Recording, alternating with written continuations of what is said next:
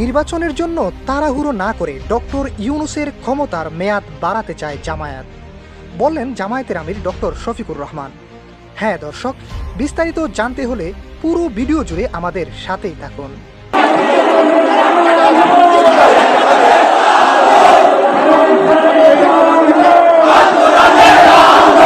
আওয়ামী সরকারের পতনের পর দেশটা যে একেবারে ফ্যাসিস্ট মুক্ত হয়ে গেছে এমনটা মনে করছে না জামায়াতে ইসলামী।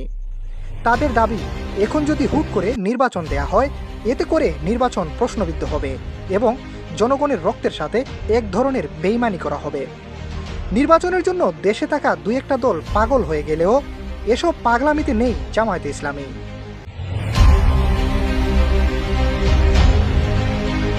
তাদের দাবি, ডক্টর ইউনূসকে মোটামুটি একটা সংস্কারের জন্য যৌক্তিক সময় দেয়া উচিত, আর তা না হলে দেশের স্বাধীনতা খর্ব হবে এবং ফ্যাসিবাদ মাথাচাড়া দিয়ে উঠতে পারে।